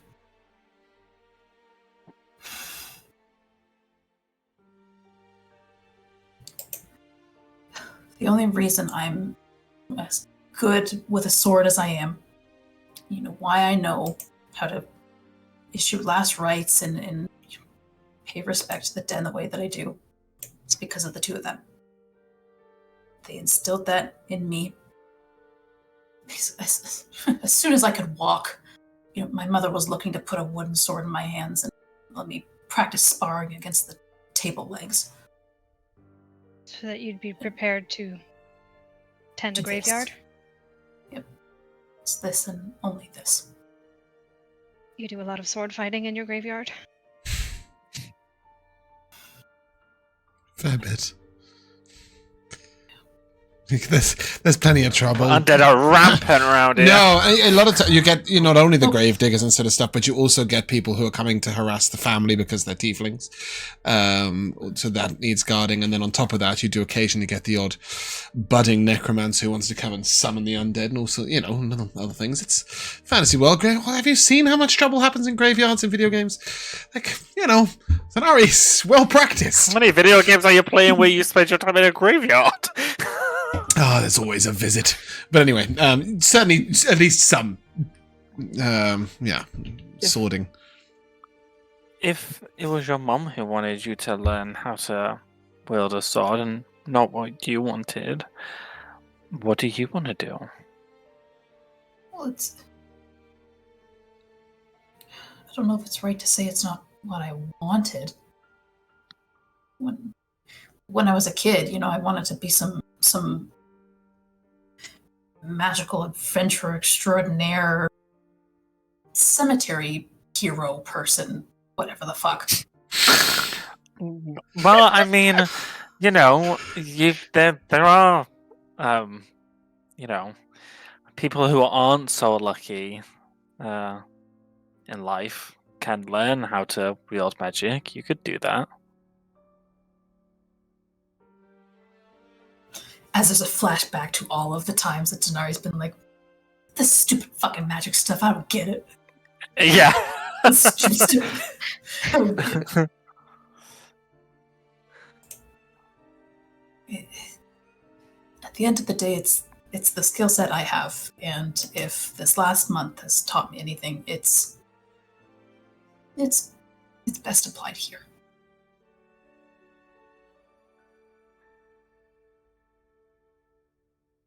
You're the only reason we've made it out alive as much as we have.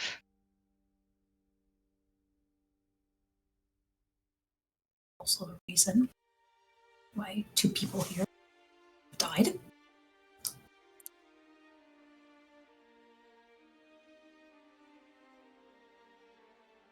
I think that's not the only way to look at it, though, Dinari. I think you might be you could see it as you're the reason that 2 people have died, but you also could see it as the reason that all 4 of us haven't died multiple times over, as Anivari has been trying to lay it out for you. So I think you're up by a fair margin if we're keeping score. This isn't the kind of thing you want to keep score on. Right? The amount of times you've survived versus the times you died. Then stop keeping score then. Yeah, exactly. Well, stop keeping score then.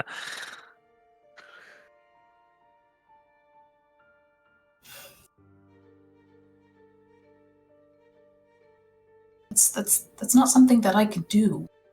Just to not have to worry about the death side of this. But worrying is one thing, but blame. An unfounded blame at that.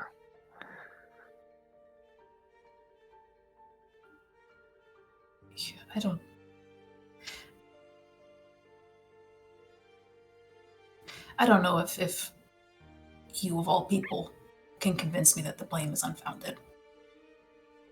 Why? Me of all people. I watched your soul and the life leave your eyes, and I was stuck in some wicked mess of trees and branches. I had to stay still, and I was forced to watch you die. And then you are the reason that he was able to be saved. You do remember that, don't you? Weren't you the one who was also trying to argue with me, given the fact that I was ready to bury him? You were the one who argued that there has to be some sort of back. You were ready to go far beyond your depth to even see if there's a remote chance of bringing him back. I was ready to put him 6 feet under. So that's all I know how to do. If it hadn't been for you thinking to break that pendant, there wouldn't have ever been a chance.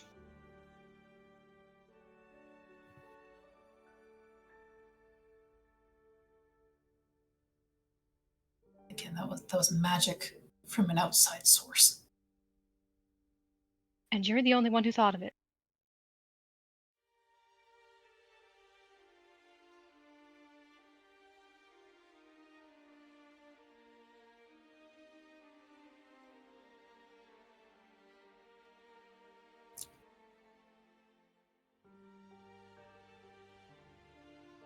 It's at this point that your mother and father will return with 2 guards. Your mother sort of walks quite brazenly up to the group and looks at you, and I thought you'd be resting for tonight. I'll be able to find enough time to sleep, get well rested for tonight's shift.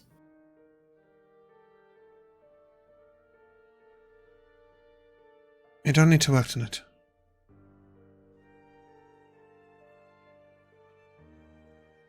The guard will be Ridiculous. posting guards around the cemetery for the next few days.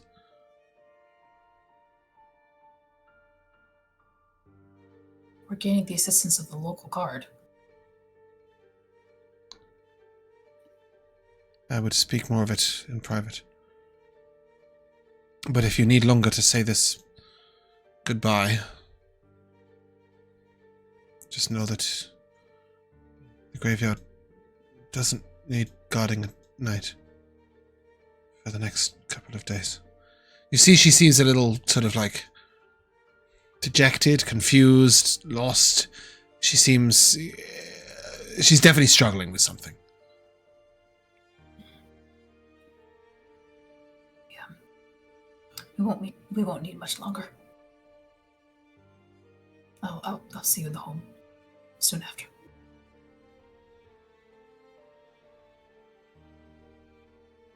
She nods to you and heads into the house.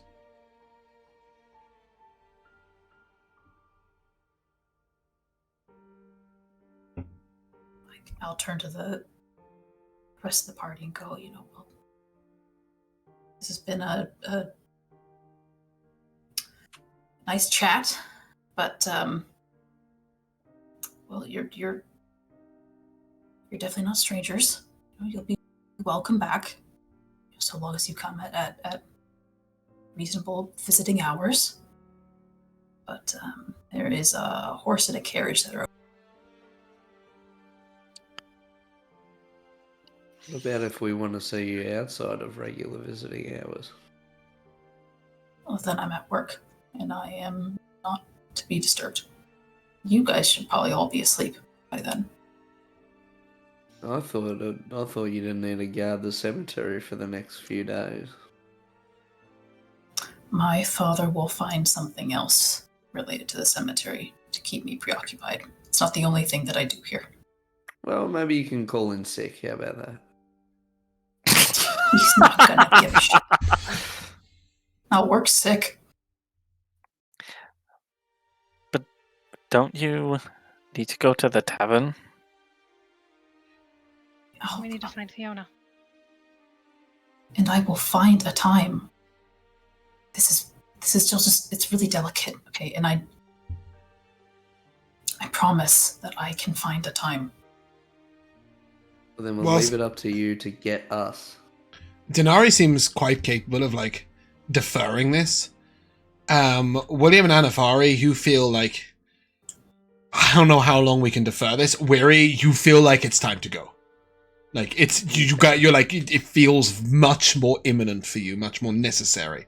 And very briefly, when she was like, I'll find the time, you sort of almost headed out the cemetery right there and then. The guard's here. Time is now. The time is nigh, as they say.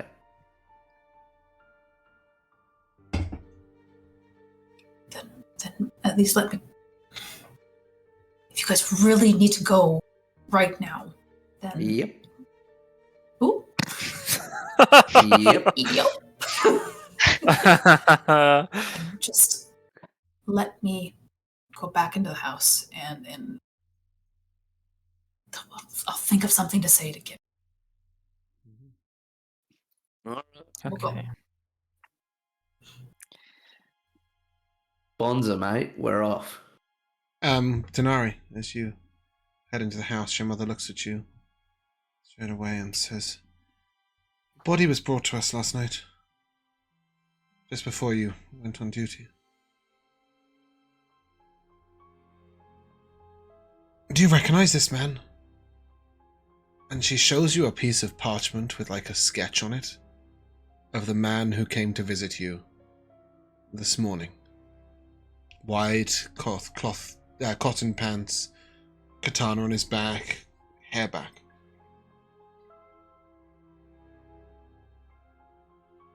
He was a visitor earlier this morning.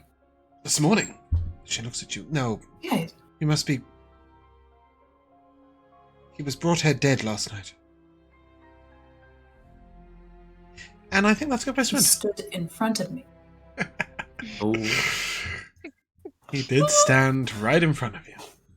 And we will I was come literally just about to say, well, when after Dinari had spoken to her parents, I was literally about to say, can I look around to see if that guy's watching us? You can indeed look around and see that he is not watching you. And we will come to the timeless tradition of MVPs. I'm going to start off with a couple of little tiny silly ones, and we'll circle round. Josh trying to cast a message with no magic, and Elora saying, "What are you pointing at?" Was so good. Oh, man. And also Josh, again, the second one going, "We chase freedom." Like a little slogan, which was great. Elora, we'll start with you today. Okay, good. That means I can seal Weary's conversation with Dinari first. Just the whole thing. Yeah. And I have little ones. Oh no. Oh no! I do a backflip. I do a backflip! Where did that come from? Ridiculous. Jay was like, "I'm alive!" Backflip was so stupid. He's got a spring I'll in say his my step. last one. I'll let people go. Okay. Who's next in line? Jack. I think it was Dinari accepting the hug. I did not expect it. I thought she was going to push me away. That was a moment. And I was like, it really like turned everything around for me. I was like, fuck, man, yeah. Oh, feels great. Felt like I was actually hugging you, Bumpkin. It was a lovely moment, and then you went and spoilt it with the warm, tickly beard. Josh. MVP. I think warm was the operative term. Yes, it was the warm that was slightly odd. Josh, your MVP. A warm body. Yeah, I was also gonna mention the talk with Weary and Dinari. It was really nice. It was really nice seeing Weary take that kind of approach to it. That was like really open-ended for Dinari to fill in the blanks, and to try and like coax her into it. I also really liked James, your description, the dream with William getting his magic back. I really liked that. Thanks. I had a whole vacation to think about it.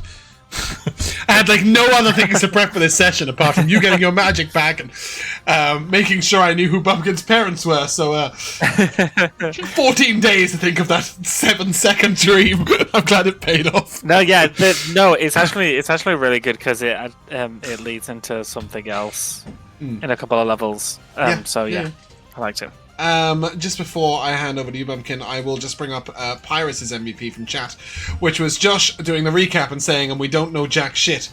And then Jack sort of smirked, and then very shortly later, as Weary went and took a shit. Pyrus actually put at the time, "We now know jack shit." And we don't know that. And you didn't know it. Yes, exactly. Bumpkin, your MVP. Yeah, I'll take. I think the last two remaining prominent ones I can think of was William coming back into his magic, and not only just the idea of like at 3 a.m, where he's like, "I'm just gonna put up a whole bunch of really creepy looking shadow things all over. Mhm. Like, oh, you're back. But also it's almost like you couldn't contain your own excitement when you got, like, you could come down or show everyone you got your magic back. You just, like, put everyone into, like, a blinding darkness. Yep. Yeah. I've got a couple of others, but Elora, you mentioned you had another silly one. Was it something? It was the cake. Oh, the fucking The cake. cake. The sponge Chaos. cake metaphor. Somebody's the raspberry jam. Dinari's some sprinkled sugar. Josh is delicate and soft and spongy. And I don't know what was going on. Weary was the messy cream. I don't know. Like, it was everywhere. You know how hard that was to come up on the spot? I was Yeah, it was like, I dreadful. need to describe them. And then a couple of really, one other silly one was Dinari saying, when I was young, I dreamt of being a magical adventure person, cemetery hero, something fuck. That was the phrase you used, which was just beautiful. Yeah. Magical adventure person, cemetery hero, something fuck. But then my two absolute huge MVPs, and I'm going to give out actual inspiration for these, so I hope you guys are logged in. We're going to give an advantage to Jack and an instant success to our little Bumpkin. So first of all, for Jack, the emotional intelligence and approach of going up to Dinari, and in this moment where everything was a little tense and really know what angle we were going to go with, you said, tell me about your parents. I've met them. What are they like? You know, and it was this real, like, reapproach, which you then went right into with the giving your last name, getting her last name, sort of doing that introduction. And there was this sort of, it wasn't saying that it had been done wrong before, but it was sort of showing that it could be done differently in future. And I thought that was really, like, a really unique way of approaching it. I loved it. But honestly, the speech, Bumpkin, where Dinari basically said, I'm not meant to be out there. You can, you know, we're here so that we can't do any harm to those people that are under the ground. You know, we treat them with respect, we do the right things, and even then, people judge us for it. But I thought I was going to be out there, but then I'm clearly not meant to be out there. And whether there was acting involved, there was roleplay involved, and there was just, it was really moving. And it's heartbreaking. It was one of the best moments we've had. I thought it was just absolutely outstanding. So real hats off to you. That was beautiful. I just want to make it super clear you're coming back to the party, so you better better work that out. No, I'm kidding. Obviously, it's totally up to you guys what you do. But I am looking forward to a lot more Dinari than we have seen so far. But that is where we're going to end. So if you guys would like to say goodbye. Goodbye. Bye. We shall see you soon. I'd kill for some cake right now.